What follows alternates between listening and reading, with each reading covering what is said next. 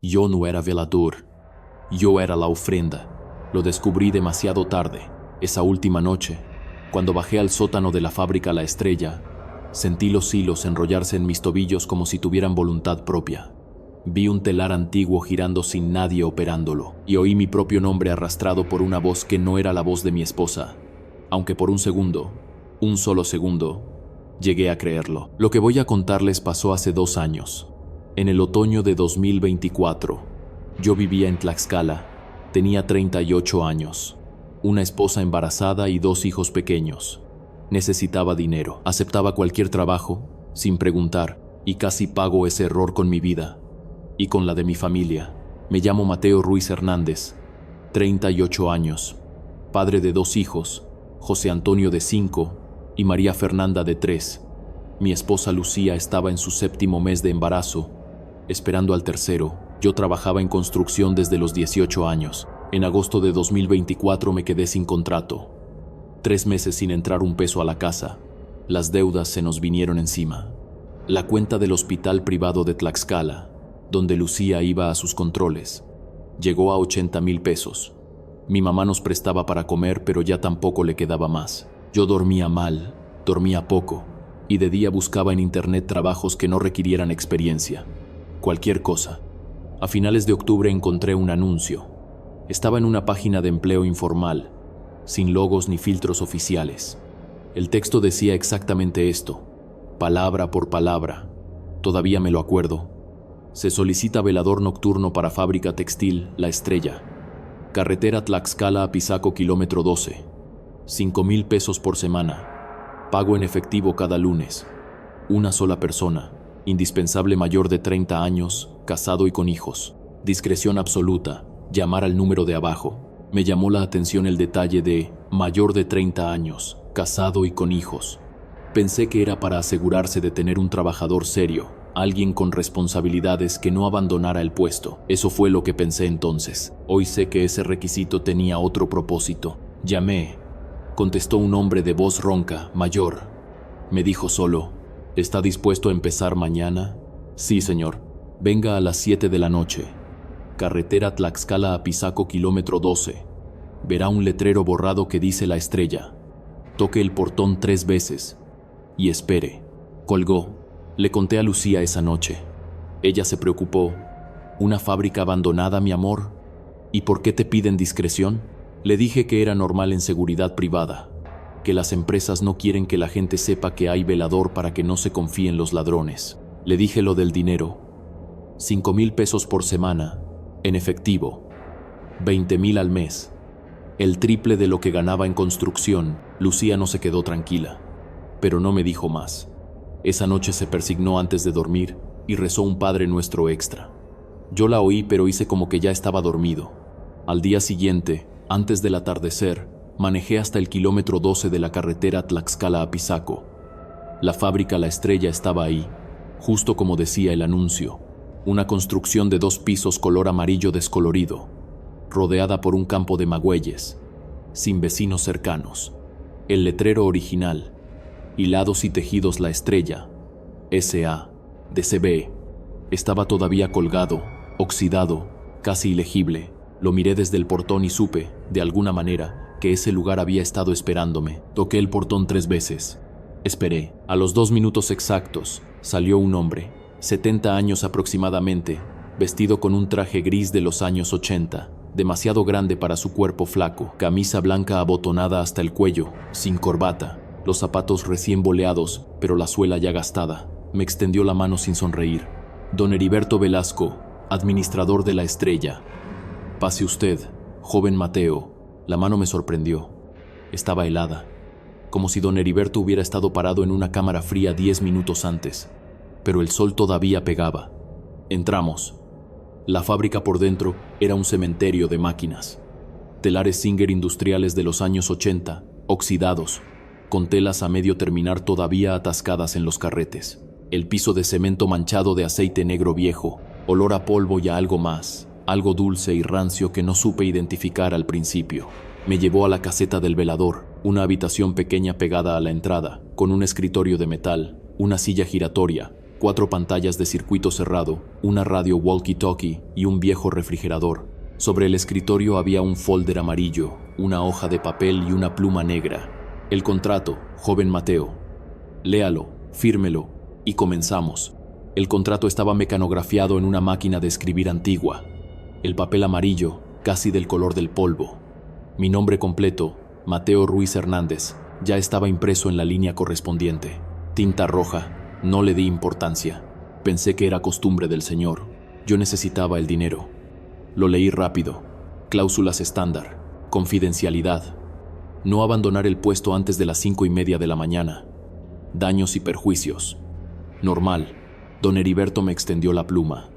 Negra. Firmé donde decía: velador. Excelente. Ahora, joven Mateo, las reglas. Por favor, escuche con mucha atención. Estas reglas no están escritas. Si las olvida, no podré protegerlo. Sacó del bolsillo de su saco un papelito doblado. Lo desdobló. Empezó a leer en voz baja, con una pausa larga después de cada regla, mirándome para asegurarse que entendía. Regla 1.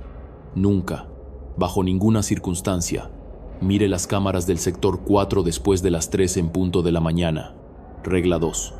Si escucha que alguien le llama por su nombre desde adentro de la fábrica, no responda. No levante la voz. No conteste. Quédese callado y rece un Padre Nuestro mentalmente. Regla 3. Si oye una máquina de coser funcionando sola, salga inmediatamente al patio y rece un Padre Nuestro completo en voz alta. Regla 4. Nunca, jamás, toque las telas viejas que están en el sótano. Regla 5. Salga de la fábrica antes de que suene la campana de la iglesia de Apizaco a las 5:30 de la mañana. Si oye la campana y todavía está adentro, ya es demasiado tarde. Don Heriberto dobló el papel. Me miró fijo. Sus ojos eran grises, gastados, como las telas oxidadas de los telares. Y por favor, joven Mateo, durante esta semana no le cuente a nadie lo que ve aquí. Ni a su esposa, ni a su mamá, ni al cura. Esa también es una regla. Asentí. Don Heriberto me dio un trago de café en una taza vieja. Estaba helado. Salió de la caseta, atravesó el portón y se subió a un Ford Galaxy color verde, modelo de los 80, que estaba estacionado afuera. El motor gruñó al arrancar. Se fue, y yo me quedé solo en la estrella. La primera noche fue casi tranquila. A las 8 de la noche encendí las luces del perímetro. Funcionaban. La electricidad seguía conectada milagrosamente. Hice mi primer recorrido con la linterna. Las pantallas de circuito cerrado mostraban 5 sectores. Sector 1, la entrada y la caseta. Sector 2, el patio principal con las 2 hileras de telares. Sector 3, la oficina vieja del administrador, vacía. Sector 4, el ala oeste, donde estaban los telares más grandes. Sector 5, la puerta del sótano, cerrada con una cadena oxidada. Caminé por los pasillos. Mi linterna iluminaba el polvo flotando en el aire. Los telares en silencio absoluto. Las telas a medio terminar. Algunas tenían diseños étnicos, patrones de Tlaxcala, colores que se habían apagado con el tiempo. Pisé hilo suelto que crujía como hojas secas. Volví a la caseta. Encendí la radio. No había estación que llegara bien hasta ahí, solo estática. Y a veces, muy lejos, alguna canción ranchera. Me preparé un café con la cafetera vieja del refrigerador. Comí el sándwich que Lucía me había hecho. Pensé en mis hijos durmiendo. Recé un Ave María por costumbre. Las 5:30 de la mañana llegaron sin nada raro. Salí de la fábrica. Cerré el portón con la llave que don Heriberto me había dejado. Manejé a casa. Lucía me esperaba con desayuno. Le dije que todo había estado bien. Era verdad. La segunda noche, también tranquila. La tercera noche cambió todo. Era la tercera noche. Jueves 25 de octubre. Eran las 2:50 de la mañana. Estaba en la caseta tomando café, casi dormido, cuando lo escuché. Un susurro. Venía del sector 4. No fuerte, apenas audible. Como cuando 2 personas conspiran en la habitación de al lado y solo se oye el tono, no las palabras. El susurro duró unos 15 segundos. Después se detuvo. Me senté derecho. Apreté la linterna. Pensé en regla número 1. Cámaras del sector 4, no después de las 3. Eran las 2:52. Todavía podía mirar. Miré la pantalla del sector 4. Estaba vacío. Los telares grandes en silencio. Polvo en el aire visible por la luz de las lámparas de seguridad. Pero entonces, en el rincón izquierdo de la pantalla, vi como uno de los telares grandes, el que estaba más al fondo, contra la pared, empezó a girar. Solo.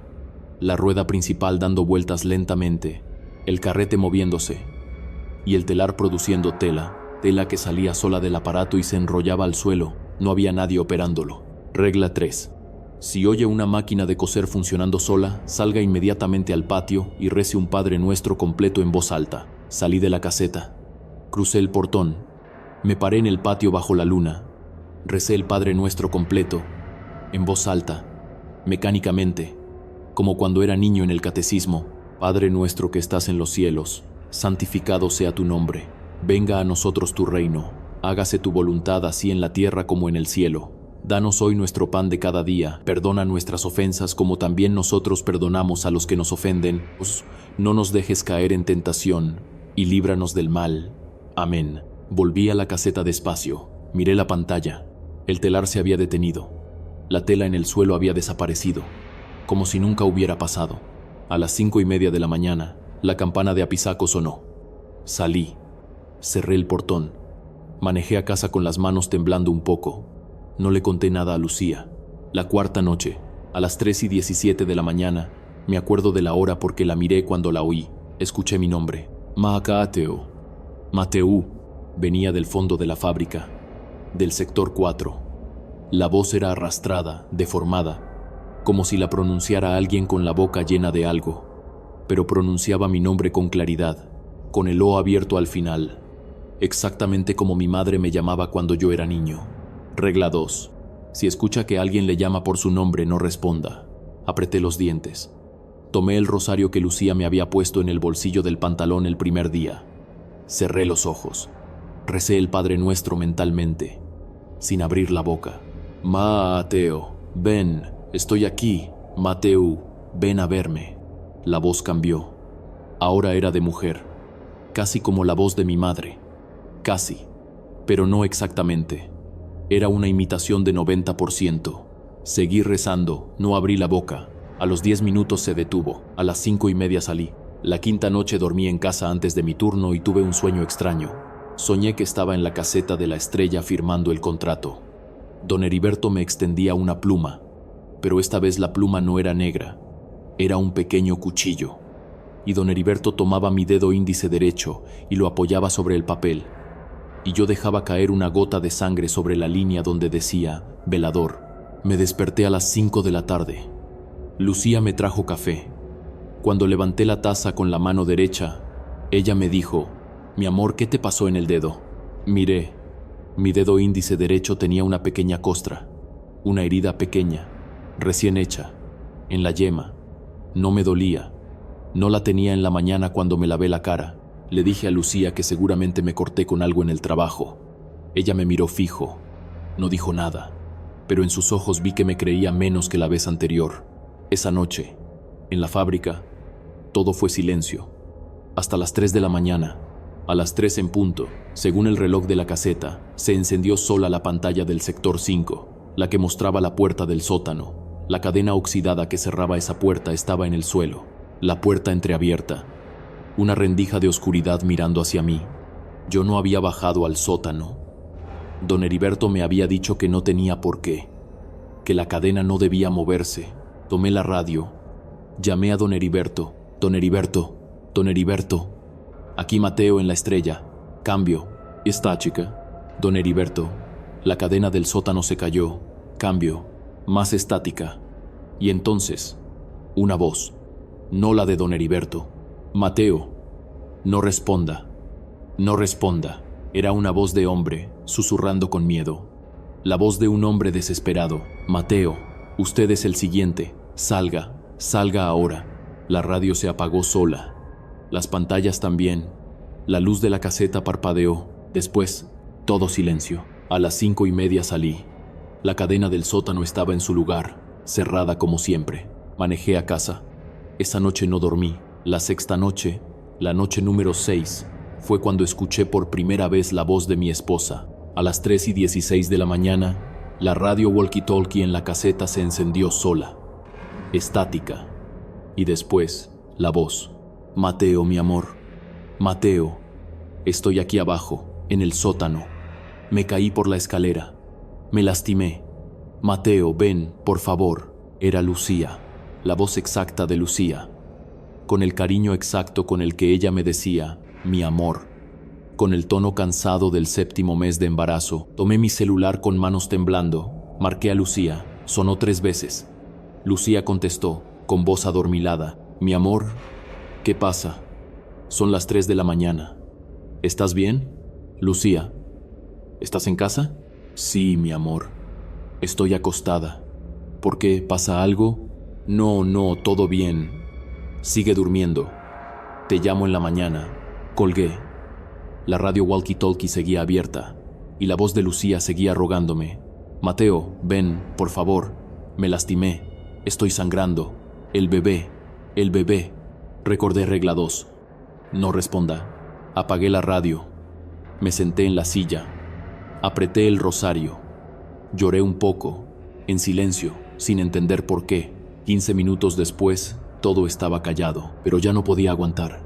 Tenía que saber qué había en ese sótano. A la 7ª noche, la noche del sábado 2 de noviembre, Día de los Muertos, ya no se me olvida. Cometí el peor error de mi vida. A las 2:30 de la mañana del sábado 2 de noviembre, agarré la linterna, agarré el rosario de Lucía y me dirigí a la puerta del sótano. La cadena estaba en el suelo otra vez. La puerta entreabierta. Bajé los escalones uno por uno. La linterna parpadeaba. El olor que había sentido el primer día, ese olor dulce y rancio, aquí abajo era 100 veces más fuerte.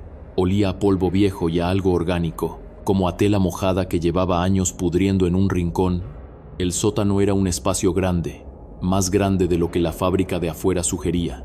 40 metros de largo, fácil, vigas de metal en el techo, y al fondo, dispuestos en círculo, había 6 telares enormes.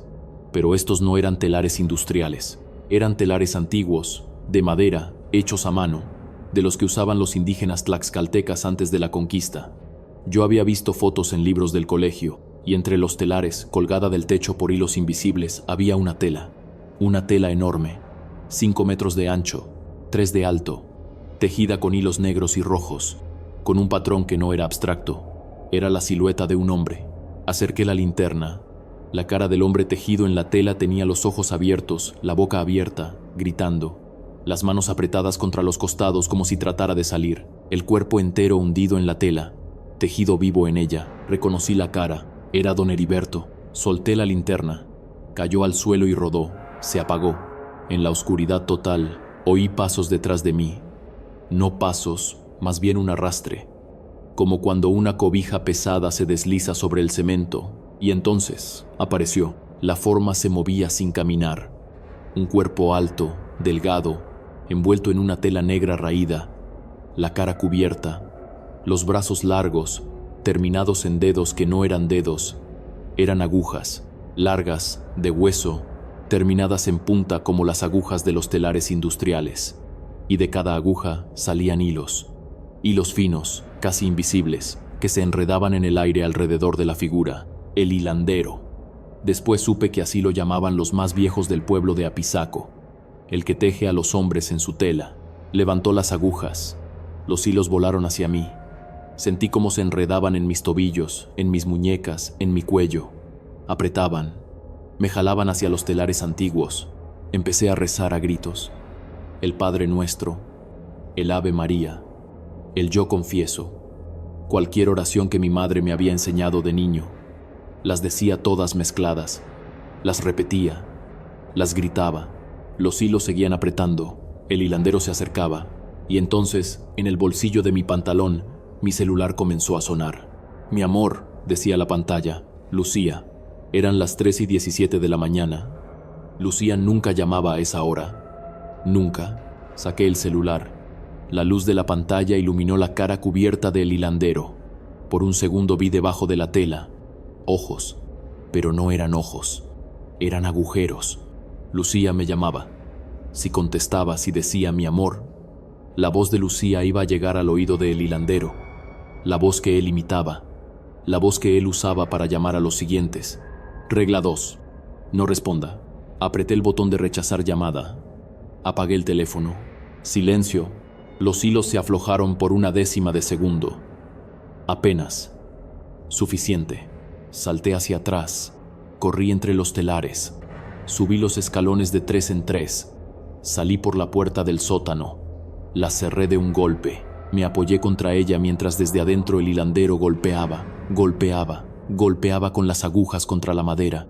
Corrí por el pasillo de la fábrica. Pasé el sector 4. Los telares grandes giraban todos a la vez, todos solos, produciendo tela negra. Pasé el sector 3. La oficina del administrador estaba iluminada y adentro, sentado al escritorio, vi por un segundo a don Heriberto, de pie, esperando, sonriendo con una boca que no tenía dientes, solo agujas. Llegué a la caseta.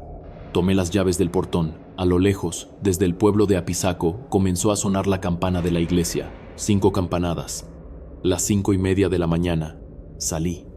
Crucé el portón. Cerré con la llave. Me subí al carro. Las manos me temblaban tanto que tardé 3 minutos en meter la llave en el switch. Manejé a casa con la cara mojada de lágrimas que no me había dado cuenta que estaba llorando. Llegué a casa a las 6:30 de la mañana del domingo 3 de noviembre. Lucía estaba en la cocina haciendo café. Me abrazó. No me preguntó por qué tenía la ropa rota. Solo me abrazó. Tuve una pesadilla horrible, mi amor, me dijo. Soñé que te llamaba por teléfono y no contestabas. Soñé que estabas en un lugar oscuro. Tan oscuro, no le dije nada. La abracé fuerte. La llevé a la sala. Le hice café yo. Le di los buenos días a José Antonio y a María Fernanda cuando se despertaron. A las 9 de la mañana, cuando todos estaban viendo caricaturas, saqué el contrato de la Estrella del cajón donde lo había guardado. Lo abrí. Lo leí otra vez. Y por primera vez, lo leí completo. La última página tenía cláusulas que yo no había leído la primera vez. Letra muy chica. Mecanografiada, igual que el resto. En tinta roja.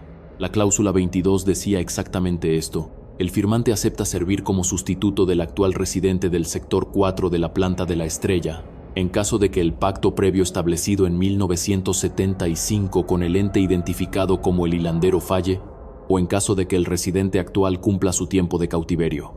La firma del presente contrato, ejecutada con sangre del firmante, constituye la transferencia válida del contrato. Sangre del firmante. Miré mi dedo índice derecho, la pequeña costra que había aparecido la quinta noche, la gota de sangre de mi sueño. Tomé mi celular. Marqué el número de don Heriberto. La voz automática me dijo, el número que usted marcó está fuera de servicio. Si necesita asistencia, marque 00. Marqué a la operadora. Le pedí que verificara el número. Me dijo, señor, este número fue dado de baja en 1995. Ningún cliente lo tiene asignado actualmente. 1995, el año en que cerró la Estrella, el año en que don Heriberto Velasco, según lo que averigüé después, había sido encontrado muerto adentro de la fábrica, sin causa aparente. El cuerpo nunca apareció en ningún registro. La familia lo declaró desaparecido en el 2002.